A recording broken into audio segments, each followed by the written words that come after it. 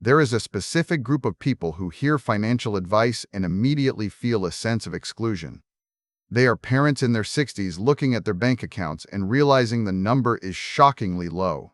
The standard advice given to everyone else in the world is about compounding interest and long-term growth.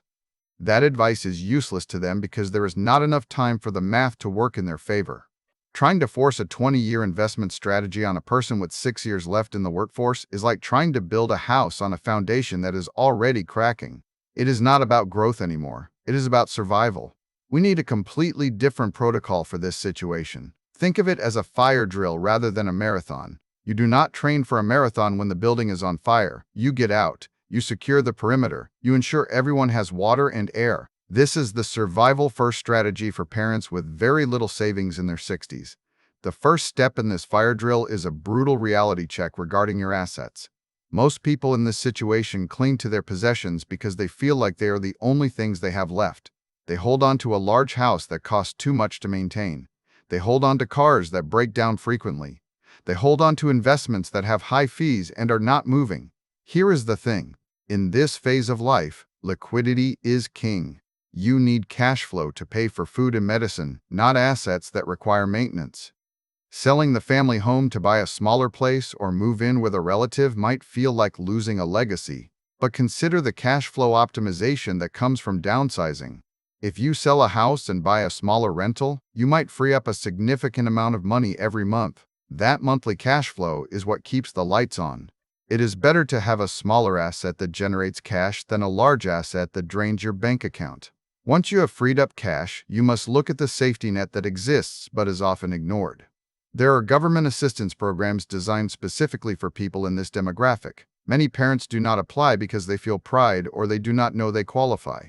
You need to look into Medicaid, supplemental security income, and SNAP benefits for food. These are not handouts. They are insurance policies that you paid into over your lifetime through taxes. Utilizing these programs is not a failure. It is a strategic move to preserve your remaining capital for emergencies. For example, if you qualify for housing assistance, that reduces your monthly fixed costs significantly. That reduction frees up more cash for medical needs or unexpected repairs. You must treat these applications as part of your financial strategy, not as a last resort. Now consider the family dynamic. There is a common belief that adult children will step in when parents run out of money. Research into elderly saving behaviors shows that private household transfers from children often increase significantly only after major health shocks occur. This means without a crisis, parents may not receive the expected financial safety net from their adult children.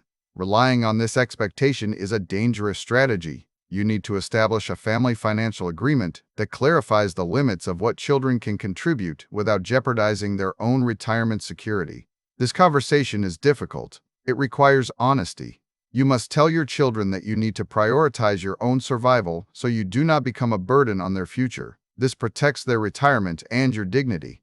The final piece of this protocol is about daily cash flow optimization. You need to audit every single expense. This means cutting subscriptions, canceling memberships, and reducing utility usage. It means prioritizing food and medicine over everything else. This is not about living in luxury. It is about living safely. You need to stop trying to leave a legacy for now. The research suggests that bequest motives account for a significant portion of late life savings, meaning many people save to leave assets to heirs rather than for their own consumption.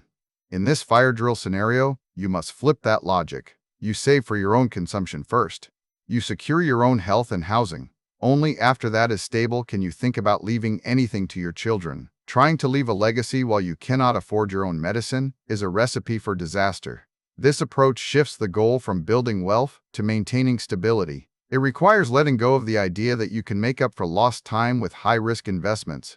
That path usually leads to greater losses. Instead, you focus on low-cost management and liquidity. You stop trying to outsmart the market and start trying to manage your life.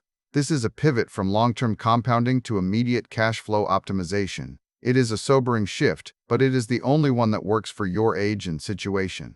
Thanks for watching all the way to the end. I am a one-person team working hard to make each video better than the last. Subscribe if you found value. It is the best way to show support. Drop a comment with your biggest takeaway. See you in the next video.